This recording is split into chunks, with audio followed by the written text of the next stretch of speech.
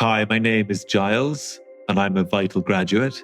After I completed the Vital 12-month program, I went on to lead an expedition of 20 global leaders to the Brazilian Amazon, where we experienced how these sacred plants have been used for insight and healing by indigenous communities for hundreds of years. For me, the most rewarding part of this work is to witness the individual transformation of those courageous enough to look deep within. Watching the reorientation from a critical self-worldview to one that is heart-aligned and connected is very special. The thing that initially attracted me to the program was the incredible group of wisdom holders that Vital has gathered as the course lecturers.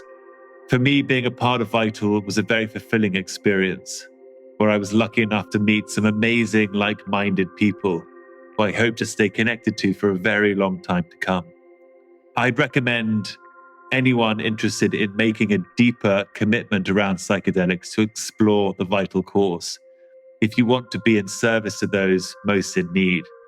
Psychedelics aren't a magic pill, but they can help unlock our full potential. So if you're looking for a change, if you want to learn more about how to use psychedelics in your career, visit vitalpsychedelicstraining.com.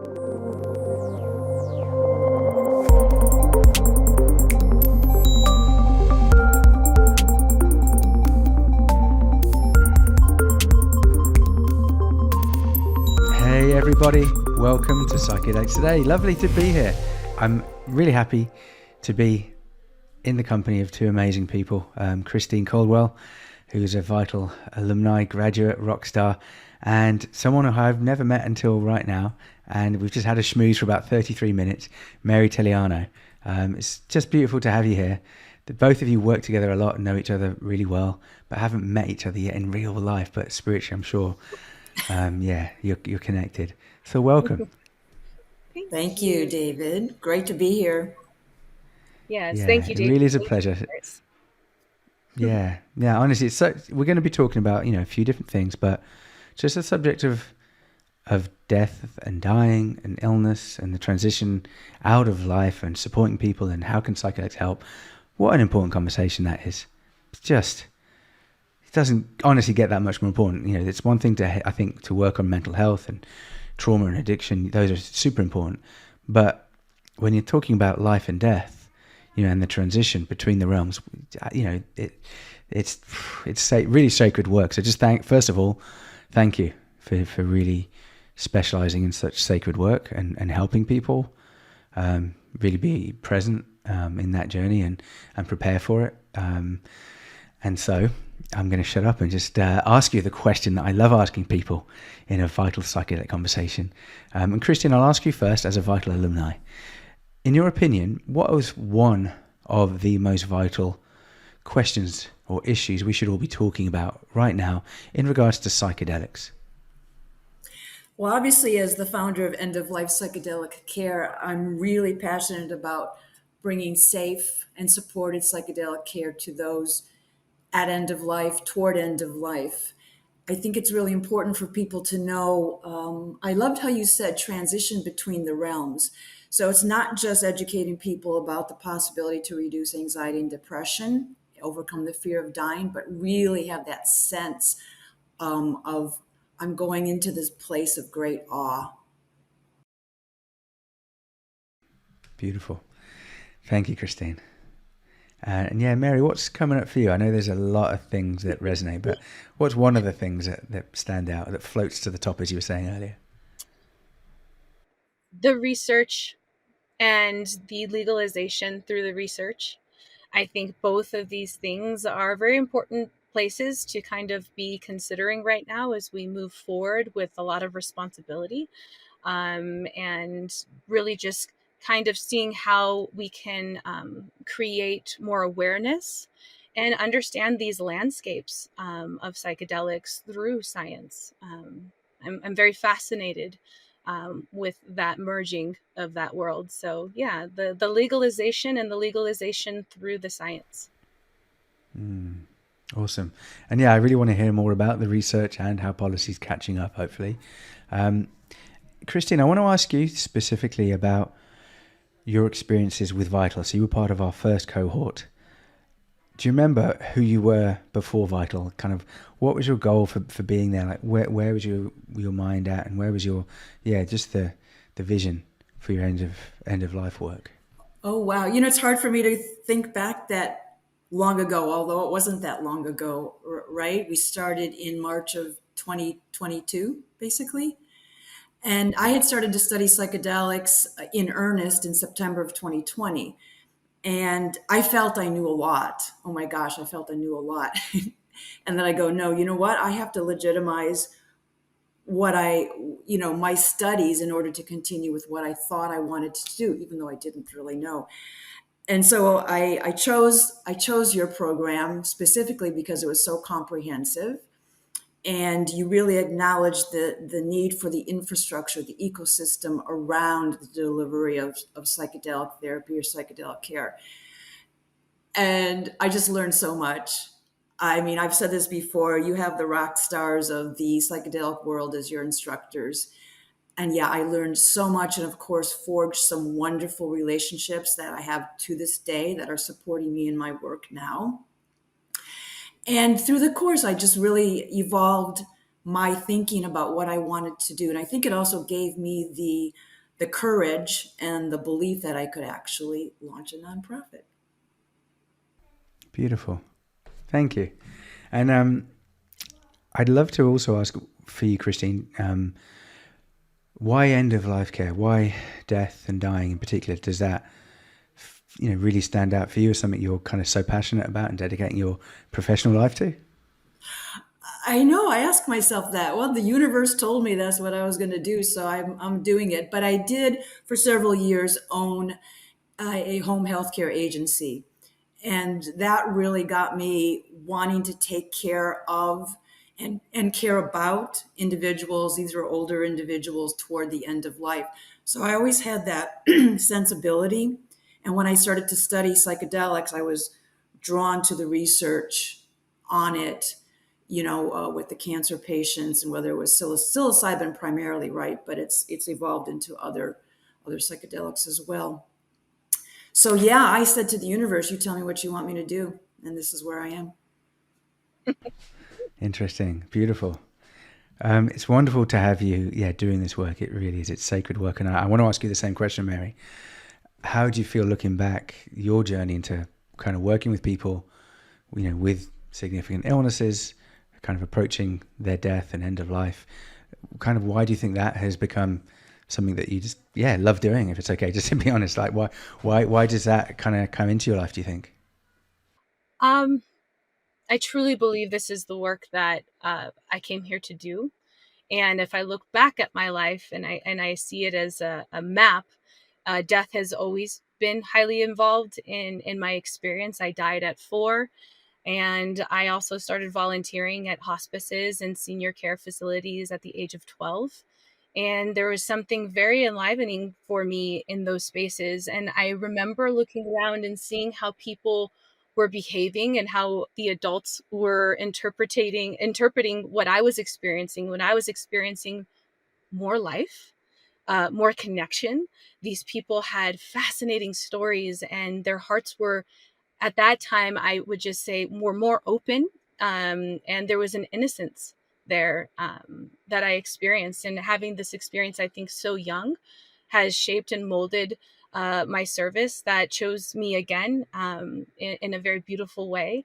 And it was through plant medicine to really kind of sit intentionally in these sacred spaces and having spirit, source, God, energy, self come through and show me that this was my work, and just continuing to say yes.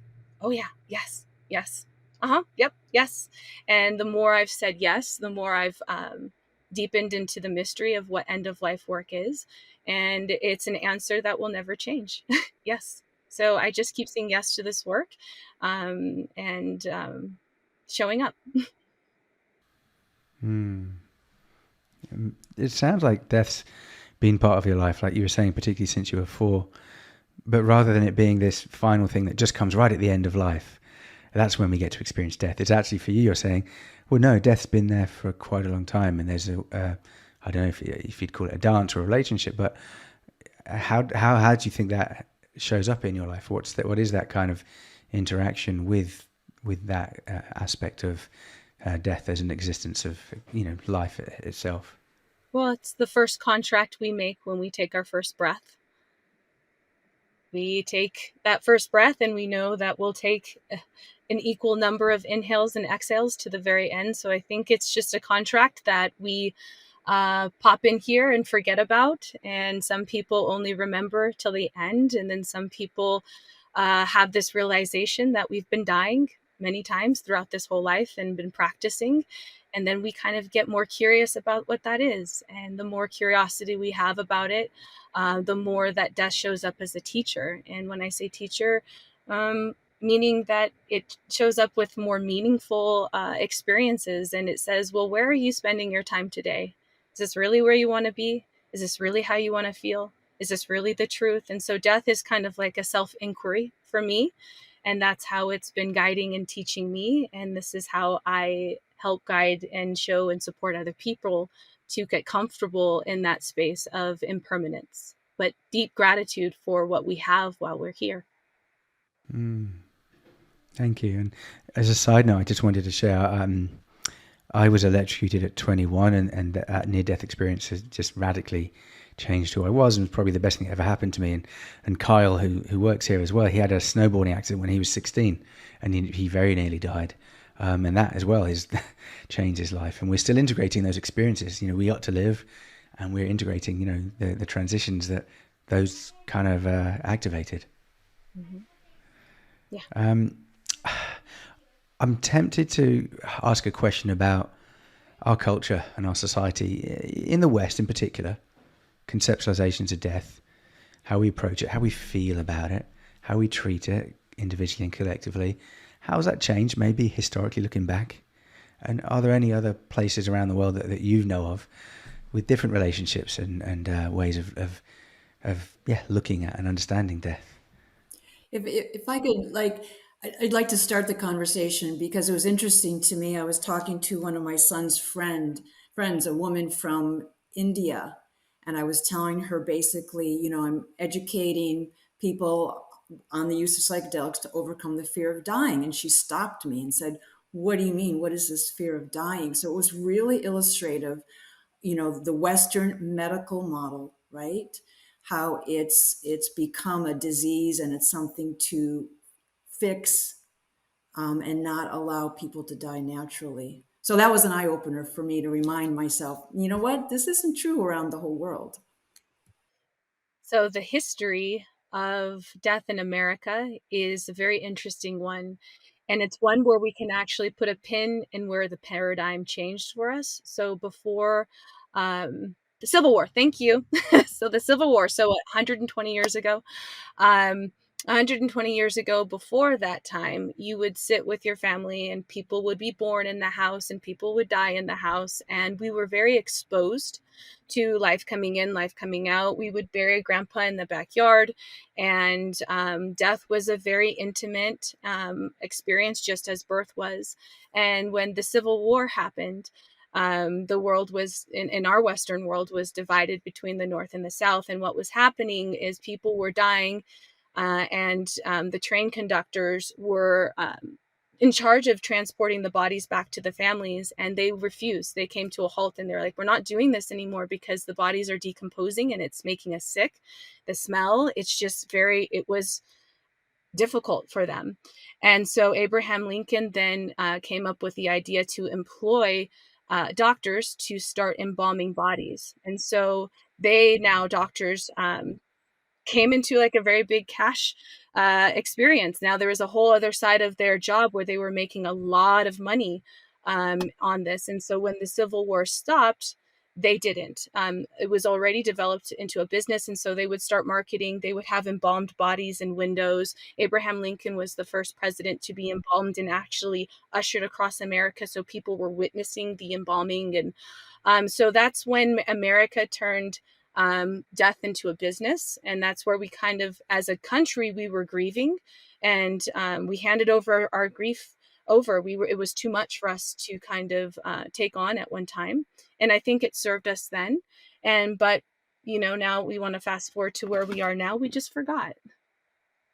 We've spent 120 years giving the death away to somebody else to manage and to deal with. And so life has a way of helping us remember, and psychedelics is definitely helping usher in that experience. And so now we're just coming back to a remembrance, and there's a huge death positive movement. There's a green burial, trying to do this ethically and just kind of reformat the thing that is very natural to us. And so I would say that's what happened in America. That's where we forgot and turned it into that business format. And then when I think of other cultures, I immediately think of Mexico and their culture, and how every year they have a day to celebrate the children who have died, to celebrate the family members and friends who have died. And if you've ever gone to the Day of the Dead in Mexico and experienced that, I highly recommend you do, because you will be immersed into a culture that is so okay with the process, and also very connected and to their ancestors and to their loved ones in this experience. And their ancestors are so celebrated on this day. And I think that's what we're missing here in our culture, is a celebration or some kind of initiation that we can all kind of celebrate with. And so we're just kind of missing structure. We're a country with a lot of different cultures.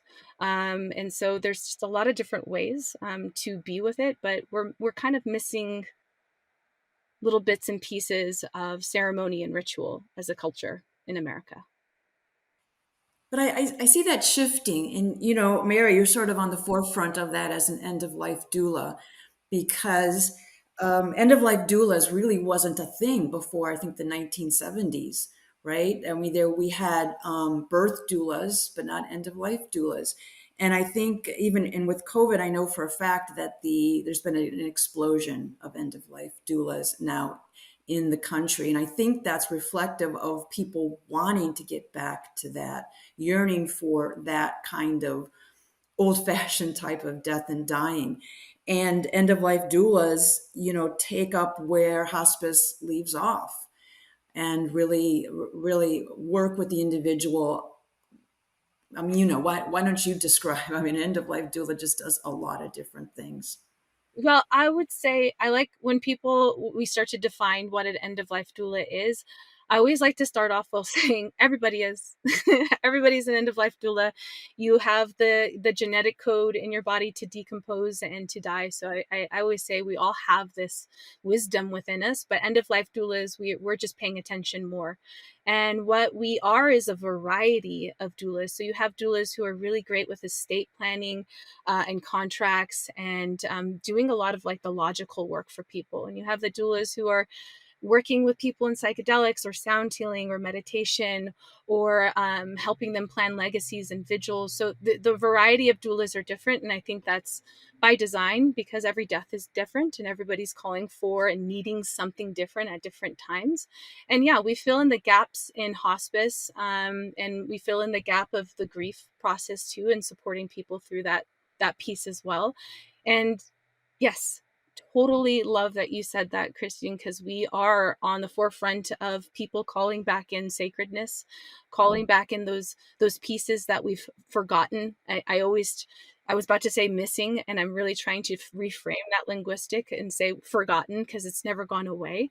We're just really remembering this piece and this emphasis on how important it is to honor the transitions as a community, as a whole, and what it does for me on a personal level as a death doula, how it's changed me by witnessing so many people dying, is that I've witnessed my death over and over and over and over again through these people. And I've gotten to kind of really sit and be comfortable in a space that I think a lot of people shy away from. And being in the room with somebody who is in transition is one of the biggest gifts you can get, because you carry that with you now. And so the work of a doula is also in service to ourselves equally. Beautifully said, Mary. Thank you. And I guess there does need to be a personal comfort level and acceptance with death in order to hold space for someone else. I think that's probably a kind of job description prerequisite, really. Like you need to have done your own work of really kind of feeling into that. And yeah, because you're going to be around other folks. I was in India 15 years ago, and in Varanasi, hundreds of people being buried every day or burned every day. And I saw this dog running along the Ganges River with a burning arm in its mouth. It was literally still smouldering and smoking. I'd never seen that before. And that was a moment I just realized, that's going to be me. My body's going to be decomposing. And I think we walk around and there are graveyards everywhere, and we kind of ignore them. We drive past them and we try not to look at what they are. And yeah, they're everywhere, and it's a really important part of life. And I think it was fascinating that you saying that we have home births and we have home deaths as well, and thinking about people want home deaths. People want to talk about their death in a way to plan it, to feel into it, to feel comfort, to share it, to have their family around them. But it's hard to have those conversations, and so it probably makes sense to have someone that is comfortable with those conversations, to just kind of hold space while they have those. So maybe can we just talk about the family? To what extent is this a family process, a family experience, and how do you kind of help the family and the person going through the experience through that journey? Mary, you can start. Okay. Yeah. Family dynamics is very interesting. One thing that I observed immediately when I started facilitating for families end of life care was like, oh gosh, thank God we're all messed up. I'm normal. Like family, the family dynamics come out, and it can be a very interesting aspect to kind of witness, how things kind of have to come up in order to get settled. I witness how families, uh, facilitate end of life care for their people the same way that, I don't know if you've ever been in an experience where you're preparing to do a psychedelic journey, and as soon as you say yes to the journey, all the stuff starts to come up, right? All the work comes up. I think it's the same way for families when they go from palliative care to hospice. All the stuff starts fluttering. All of a sudden, the stakes start to change, and that can bring out a lot in a family. And it's great to have a doula in this space just to make it normal, just to bring out the sense of normalcy and the understanding, and maybe the perspective of how I just maybe formatted it for you guys in a way, in a language that would fit their structure and their belief system. But yeah, I'm supporting the family, but my main goal when I'm hosting or facilitating the end of life care is just to focus on the person who's transitioning and their wishes, and in trying to help the family continue to connect there and to continue to get the most out of the experience there. And I have my little ways and my tricks up my sleeve. If a family's kind of frayed, to help bring them back into unification and support them in that process. But it's really about the person who is in transition. And I really try to keep that highlighted, even though I might have to kind of stray and go out here. It's really about that. And then my time is really focused on the family, even more so after the death. And that's where I can really give them all of me. There's no more split part of me where I have to support both. And then we can go deeper together into the grieving process.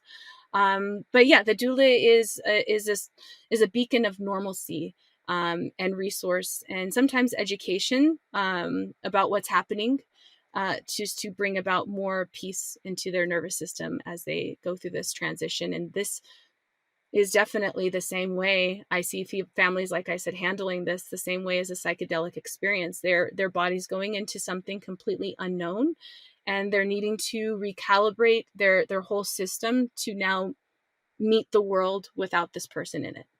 And that's a lot.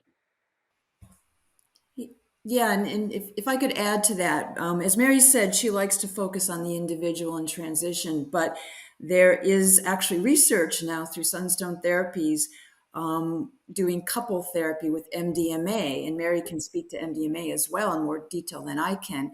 But as you know, as a heart opener, it's really great for deepening or repairing relationships. So in the case of what Sunstone's doing, it's a couple. One of the dyad has cancer, and then the second individual is either a spouse or significant other or adult child. And they're going through the exact same MDMA sessions and MDMA therapy. And the results are not published yet. But there was one great article I read where the gentleman, one of the participants, just said it just greatly altered and deepened his relationship and changed his relationship with death and dying as well.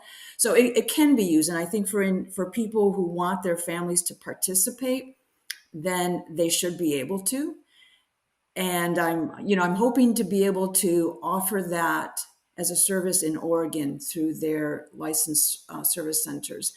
But then also, if they don't want their family to participate, that's great too. But I think it's really important, like Mary said, to educate the family then, how are they going to deal with their loved one who's now come out of a psychedelic experience changed, and maybe demanding that they take control of their death and dying, whereas before they didn't.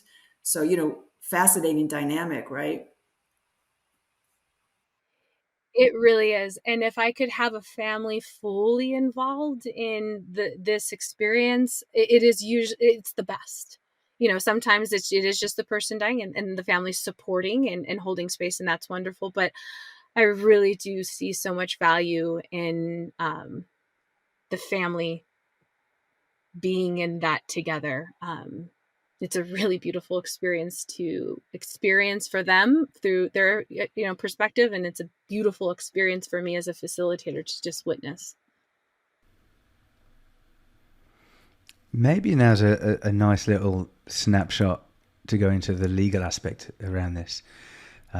It's literally the one thing that we're all going to go through is death. So there's no doubt about that.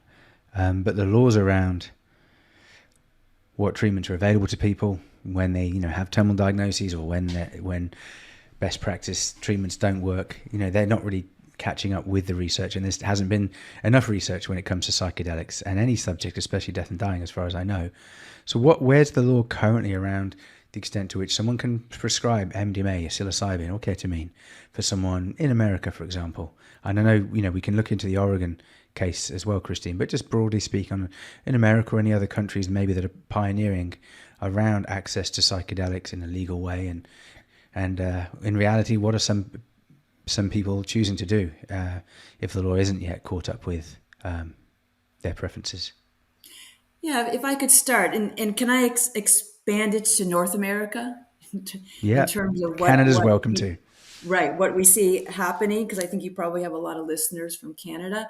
I have to say they're in the forefront as far as I'm concerned, because Health Canada can approve under a special access program psilocybin therapy for anyone with a severe or life-threatening illness.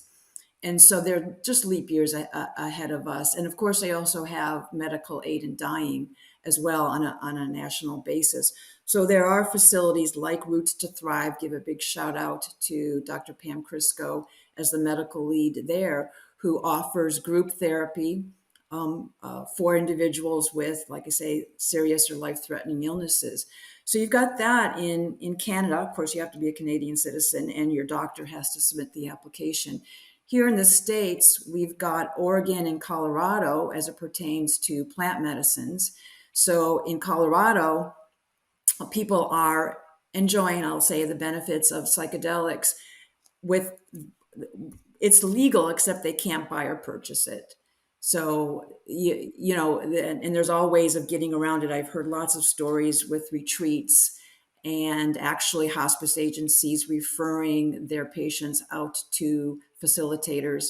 In Oregon, they have the supported adult use, and an individual has to go into a licensed service center for care, and that is happening. However, it's very limiting, right? Because many people can't actually travel outside of their home. And there was a public comment period opened by the Oregon Health Authority, and there were comments led by Catherine Tucker, whom you know well, and trying to, tell the authorities that, listen, under even the American Disabilities Act, you have to allow psilocybin into the home for people who cannot leave their home. So, in this go round, they did not make any changes with respect to that. But, the invitation is there to come back and continue to hammer that. In Colorado, luckily, they learned from Oregon, and psilocybin will be able to be administered, I should say that, by 2025 in a palliative care center and potentially in a home. So that's just really, really exciting. Then, of course, there's ketamine. Ketamine is legal throughout North America, and it's as viable an option. I'll say I have my preferences as to what I would recommend, but ketamine is a viable option and has helped so many people as well. And some people prefer that. They prefer a legal alternative, whether it's in a clinic or in the home. I think you explained that perfectly. And on, going back to the original question, what excites me the most is just what we're doing, creating the research and developing these systems so that we can start to really make this on board for everybody and available for everybody in a safe setting and in a way that feels good for everybody. And I will say that, it does pose a challenge for people at the end of life. And, there's just different ways that different facilitators feel good about it or not good about it. And so I think it's just really up to each facilitator to feel into and to arm themselves with what is legal and what is not, and to make their decision based on there and based from logic, based on emotion, and based on intuition.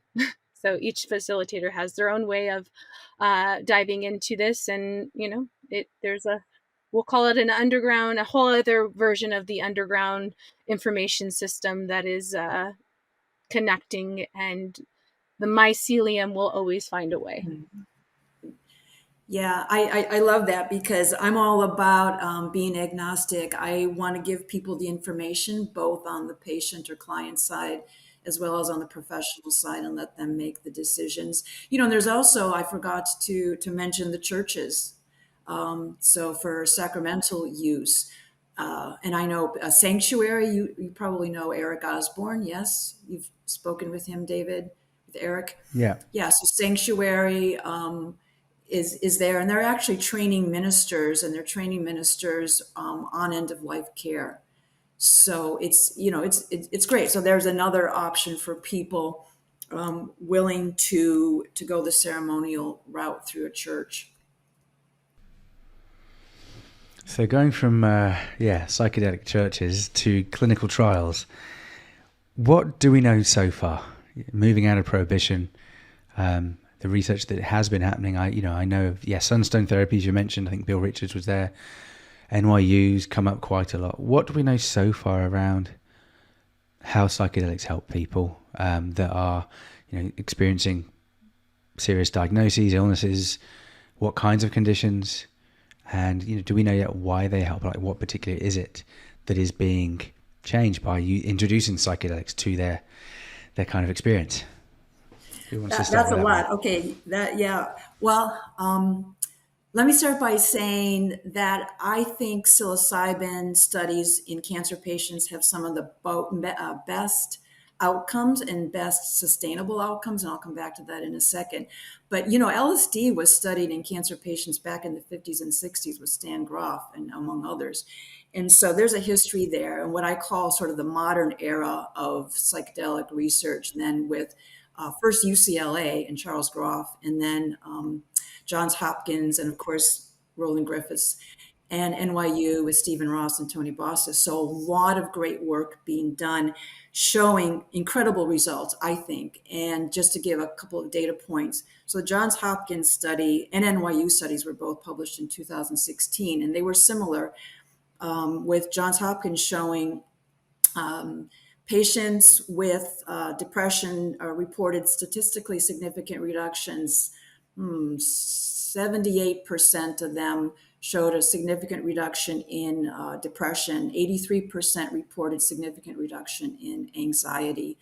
and similar results with NYU. But what was really exciting to me is sunstone therapies, again, in the forefront of a lot of this work with psilocybin, reported after 18 months, and this is what's really, really exciting, after 18 months, fully 67% of the people were in remission. It might have been 57% of the participants were in remission 18 months after a single dose of psilocybin, plus, of course, psychotherapy. It's phenomenal. You don't see that anywhere else. And then there's a lot of research going on, just starting. I mean, I've counted 18 studies across psilocybin, MDMA, LSD. I don't know of any in 5-MeO, but across those for sure. They're doing LSD microdosing down in Australia. MindBio is launching that study. I'm excited about that. And then Diamond Therapeutics is working with the University of Alabama out of Birmingham on at-home psilocybin microdosing. So it's a lot. There's just a lot going on. So stay tuned. Oh, but we'll come. I don't know, Mary, if you have anything to add on that, but I have a very definitive opinion as to why these studies have shown such great efficacy. But I'll come back to that. Go into that. Go. Yeah. What? Tell me. Tell us. It's the mystical experience.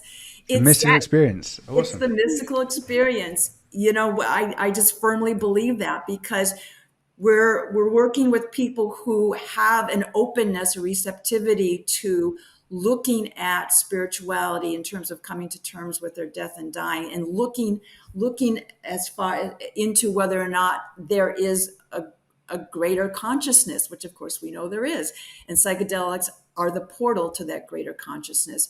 So we know from the research that therapeutic benefit was correlated with the mystical experience. So right there, you know, so the research can prove it out. But I mean, it's the anecdotal stories of the individuals, like, you know, the people that Mary worked with, that really point out why it works. Mm-hmm. Mary, do you agree? Yeah. I 1,000% agree. Yeah, the technology of psychedelics helps us transcend beyond our body, and if we can make meaning outside of ourselves, things become a little bit more navigatable, because now we have enough inside of us to remember that there's something that happens outside of us, and these two worlds start to communicate and inform each other.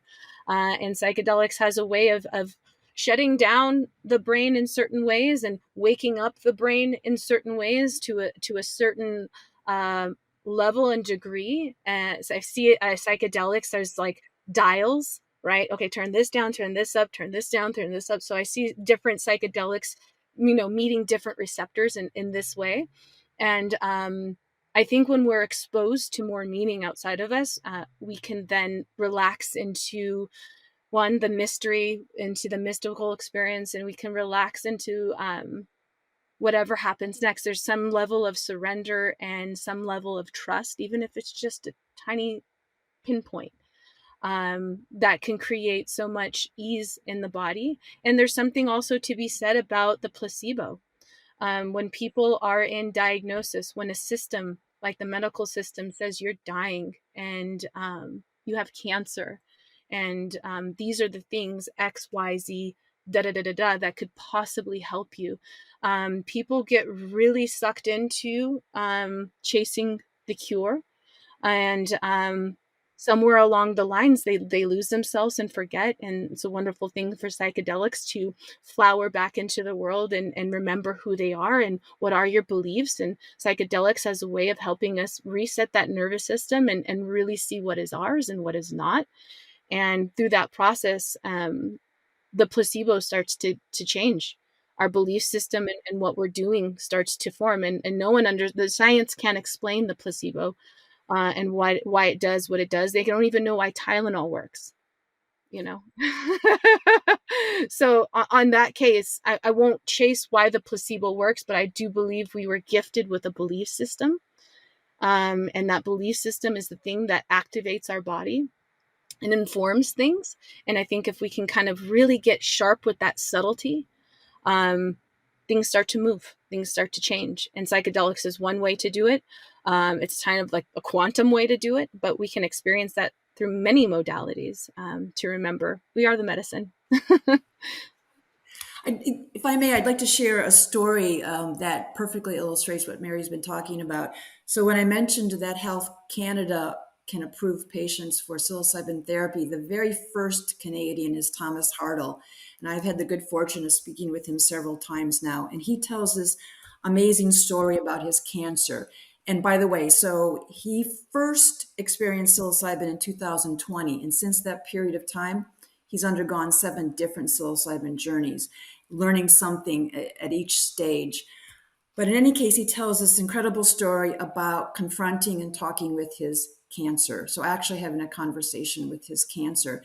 And this is a gentleman who in 2016 was diagnosed with stage 4 colon cancer, given 18 months to live. And here he is, almost 8 years later, still alive and still thriving in yes, it's still thriving, I'll put it that way.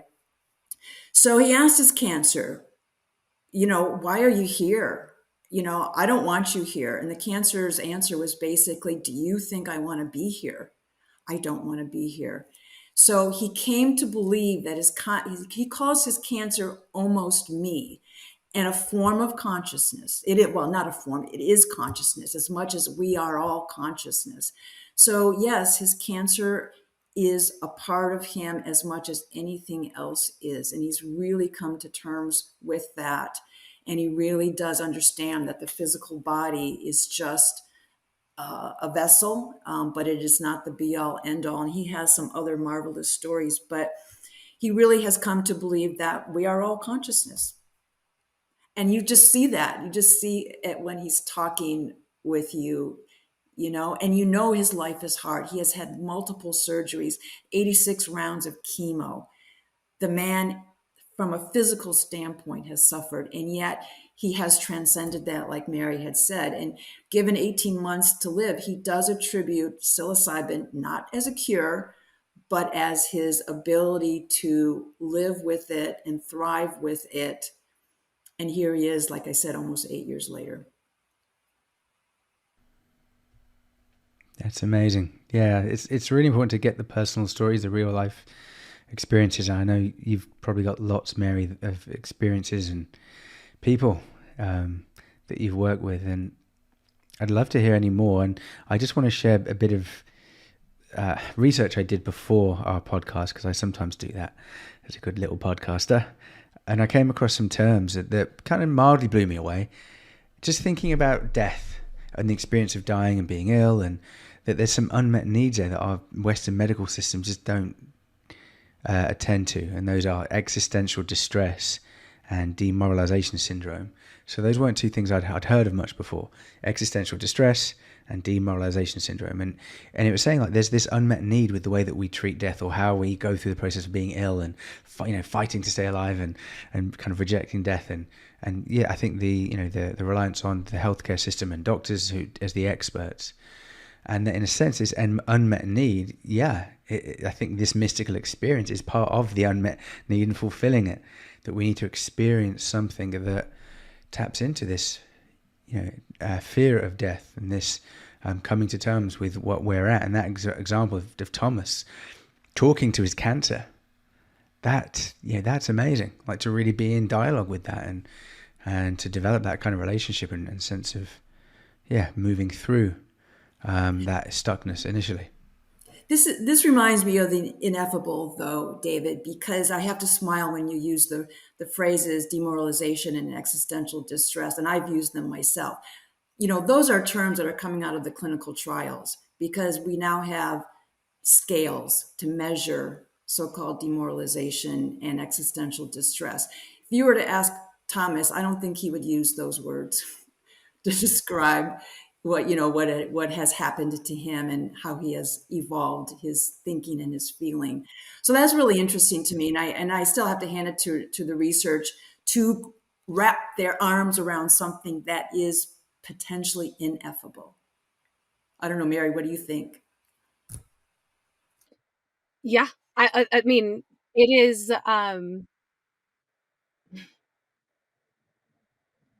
Yeah, I mean, whatever we need to kind of use, whatever words to describe this, I think we're just trying to encapsulate and create some kind of a map, and those words, they work fine for what it is. But I think I was, and Christine, you've shared this story before, or I've shared this story before, so you've heard it before. But one of my favorite ones to talk about is a woman who I served 5-MeO at the end of life to, and I like this story because it has a very common fear in it, and her fear at end of life was that it would hurt to separate from her body, that there would be pain associated with the transition process. And that was kind of like our our conversation before doing the medicine. And when she was in the medicine, I served the medicine, and she went in and she kept saying, oh, separated, oh, and just making these interesting somatic expressions of the words separated, and she just kept over and over saying it, and we're just holding space and witnessing her. And she came out of the medicine, and I serve very low doses of this, and so there's multiple rounds where we have space in between to talk and integrate before we go back in, and if they choose to. And I just asked her, can you tell me what you were experiencing in there when you were saying separated? And she goes, oh, it was beautiful. I was just in this place, and I was separated, and I was just like floating. And I just asked her, did it hurt? And I saw this twinkle, and I know what you're talking. You've seen this before at the end of life, where people's eyes turn into like this very beautiful, glassy, sparkly version of their eyes. And I saw this little sparkle come up, and she looked at me, and she goes, no. Huh. And what I love about that is right then, in that moment, the whole contract with death and separating was completely rewritten, because she now experienced what it feels like to separate from her body, and how relaxing that actually was for her in that space. It didn't hurt. It was different, but it didn't hurt. And for me, that's that motivates me in this work, to continue to share this experience with people, because I wonder what her death would have been like, or how she would have approached it if she hadn't had that experience. If that death and separation and pain continued to ruminate through her mind until the very last moment. Wow. May I give a ketamine example?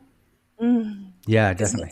Yeah, thank you, because I think it's important for people to understand that ketamine as it can be a viable option. A lot depends though on what the person's intentions really are, or what they may even physically need. So I have a friend here in Sarasota who was diagnosed about 5 years ago with stage 4 head and neck cancer.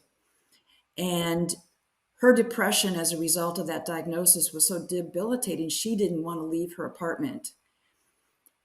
And she turned to ketamine. And ketamine, as you may know, requires, we call them loading doses, because although it's fast acting, it is short lasting. And so she had the standard regimen of 6 loading doses. But after the first dose, her mood began to lift. And after the sixth session, she felt joy, literally. And she used the word joy. And she got a job that she holds to this day. But fast forward another year after that, and the disease, of course, was ravaging her body in ways she probably didn't know. She had trigeminal neuralgia from the radiation, and she had neuropathy. And she turned again to ketamine, and she was still doing maintenance doses on ketamine for the depression and anxiety. But she turned back to ketamine at higher doses to manage the pain, such that she's now able to maintain her job. And so she goes in for infusions, IV infusions, and she takes the sublingual lozenges at home. So, a great story about somebody who is managing their life. She and her husband both came to saying, listen, we live every day as though it's our last. We live in the present moment. So, it's beautiful as well. Lovely. Yeah, thank you, Christine. And I'd actually just like to ask Mary, To what extent are there different protocols, or might a death doula use different medicines based on the patient's preferences or the person's preferences, but also, maybe what stage of their journey they're just diagnosed, or they're at the kind of moment of moving into death, or maybe how much acute pain do they have in the moment? Would there be different protocols or different medicines or routes of administration or dosages? Like, what kinds of things have you seen or even, experienced with people you've helped?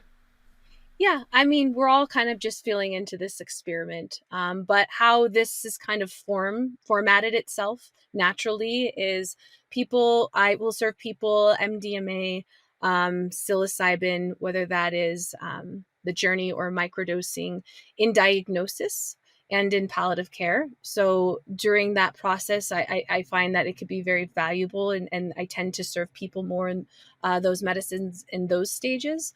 And there's a lot of things to consider. One, can their nervous system handle it? Two, what are their medications?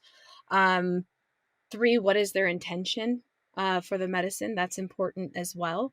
So there's different levels to consider, and obviously their safety is number one. I need to even know what they qualify for. So that's kind of step one. But yeah, MDMA and psilocybin in those diagnosis stages is kind of where I apply that medicine. And then people at the very, very, very, very, very end, when they can get out of bed, but they need a little assistance. And we're kind of working our way towards the process of the body breaking down, and very fragile. I wouldn't recommend MDMA or psilocybin as a full journey. I think that would be very taxing on them. That can be very exhausting, and maybe not necessarily the thing that would best serve them in that time. So I work with very low doses of 5-MeO in like a microdosing kind of way. Never am I giving them high doses, and just very little pieces of that, and taking our time very slowly, or sometimes microdosing during those end stages can be beneficial for them. So that's kind of like the range. And there's a lot to consider as well with the care team. As a facilitator, outside of the end of life process, I really don't have to consider somebody's home situation unless, it's dangerous, obviously dangerous. But for the most part, I serve people and they go back into their environment, and they're sovereign and independent human beings, and they can do what they please and invite people into their life or disconnect. And for people at end of life, they really depend on their care team. And so making sure that the care team is fully on board and supportive is another consideration as well. Making sure that everybody knows how to support this and doesn't have any odd feelings, because you're meeting all the family at the end, and you might have cousin Joe from Indiana that's like, what? Absolutely not. And yeah, and you go off other family members' religious beliefs, and families are okay to have their own beliefs, but when you're working with somebody in these very delicate psychedelic spaces, you want them to be able to soften in and be supported in that care team setting, and not have somebody devalue their work, or just not be fully on the same page. It's a big consideration. There's a question that comes up, David, that I'd like, for people to know, because they may think of this question, which is, what if somebody dies during a psychedelic journey? And so it's interesting, and right, and there are times when you really have to address that straight up and get consent from not just the individual, but from their family members, that this in fact may happen. And I hear about this from the hospice physicians working with ketamine in the home, that it's a very real possibility. And truthfully, many of their patients end up passing within days anyway. So it is something that people have to take into account, and you have to be able to address. Yeah, especially I think just ketamine is a dissociative anesthetic, and it's also a pain analgesic. So yeah, for end of life, it serves many roles, as well as that more existential piece. Maybe as a closing out question, see if I can feel into where that is. We've spoken about the mystical experience quite a bit, and the ineffable. Our experiences of life typically revolve around our name and our body. And so when we have ego death, when we experience that mystical kind of ineffable state, in a sense our name and our body become less relevant, don't they? And perhaps that's why psychedelics can be really helpful for giving us a taste of life and death at the same time, so we can become more comfortable with it. So just as an invitation for you, when you're thinking around the realm of a psychedelic experience, what feeling or similarity around that experience really speaks to some of those experiences that people might have around the transition between life and death in that realm? So, for me, definitely almost like a bardo state, in Tibetan Buddhism, there's that piece of like moving between realms and having like a 1 foot in each space, and at the same time just feeling that they are one and the same, like they're without that separation. And I've experienced quite a lot of madness in my life as well, in my own head, and trying to come to terms with that being and also a valid experience of life, and not thinking that that's abnormal and that being sane is normal, that they're just really the same experience of being alive. So for me, madness and death and psychedelics are all part of the same experiencing of life, when met from a place of just raw authenticity. So I'm just curious to you, like how do you feel into some of your own experiences, and in whatever ways feel right to you to share? Well, when you said name and body, you really reminded me of a meditation that I learned through Deepak Chopra, which is I am meditation. And you start out by saying your name. I am Christine Caldwell. And you repeat that and you let whatever experience comes into you. And then you go, I am, in my case, I would say, I am Chris. What experiences come in to you? And then you go to I am. So you're mimicking exactly what you just, I think, we're talking about, and you can get to that in a meditative state as well. But I think psychedelics really do help strip away all that external and move you into the inner, which is really outer, but that existence. Yeah. So thank you. You just reminded me of that, if that made sense. Yeah. Thanks, Christine. Yeah. Meditation's a beautiful way of feeling into these realms and just being in them without too many labels getting in the way.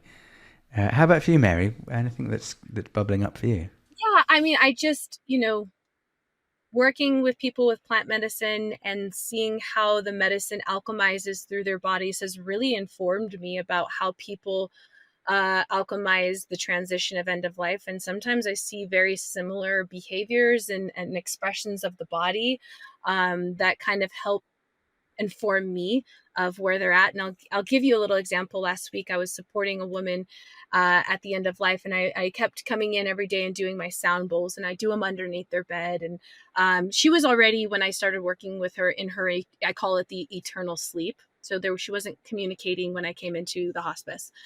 And so that doesn't matter. Actually, the communication, if you're aware enough and you have practiced enough and you can kind of know how the energy speaks, the communication was very loud. I knew who she was. I know how she lived her life. She was showing me so much in those silent moments. And so I was the third day and I was doing the sound bowls and I was seeing her go into the bardos. I was seeing her go through different levels, and she was showing me, she's like, this is where I am right now.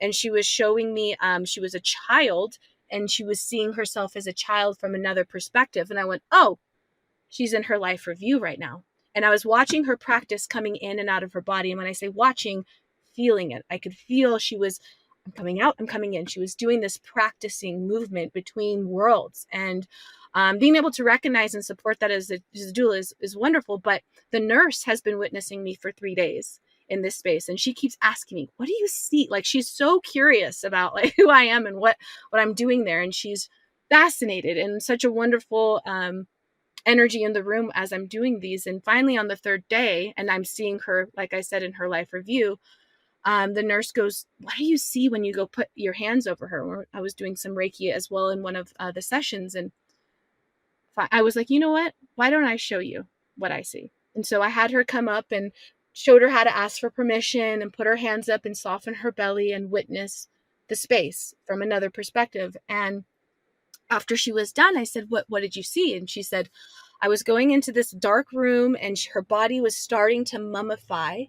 And then I saw this angel come down with a big life scroll and was showing her things about her life. And I go, oh, life review. So here you have me. I wasn't telling her what I saw in her life review. And I have her now saying the same thing, but from how she experiences that information.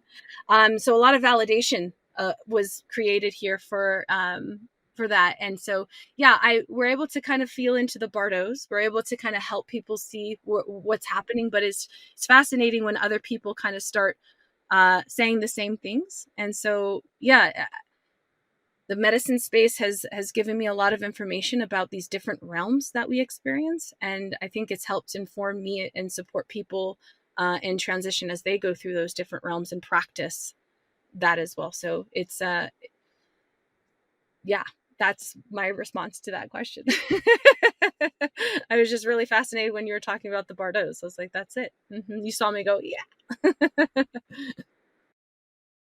Wow, you just remind me of what you said up front, which is we're all an end of life doula. We all have it in us, and here she had no idea that she also had that same ability. Yeah, and I also asked her after that. I was like, "Are you going to do that?" Just out of curiosity, I was like, "Are you going to do that with your patients now?" She goes, "Every single one."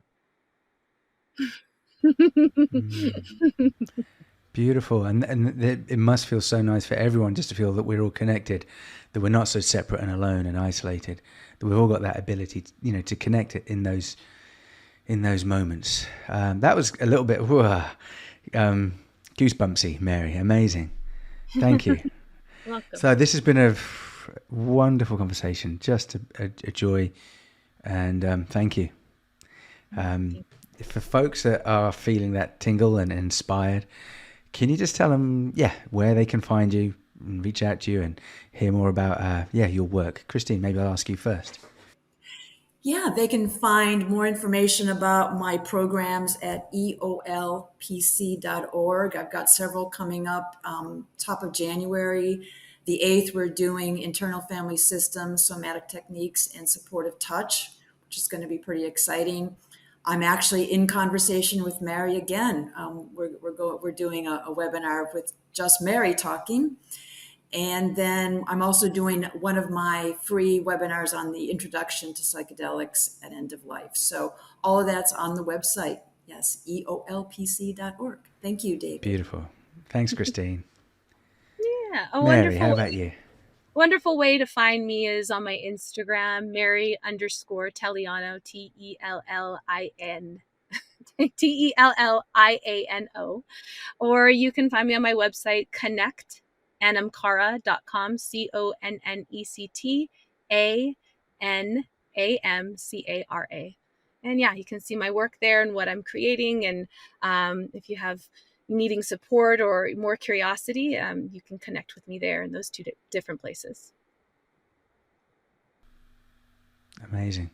Thank you. Yeah, this is a really important podcast, and the work you're doing, is sacred, and there's nothing more important than what you're doing. So just on behalf of humanity, if I can speak on behalf of us, thank you. It really is amazing, beautiful, sacred work. And I do hope that we are seeing, a remembering, and that our experiences of facing death, really gives us more meaning in life and more closeness and intimacy with our loved ones. Just blessings and thanks. Yeah, thank you, David. Appreciate it. Mary, as always. Mwah, mwah, mwah, mwah. Yes, thank you for this opportunity to share. You got it. All right, everyone. Lots of love and hugs and kisses to everyone listening. God bless.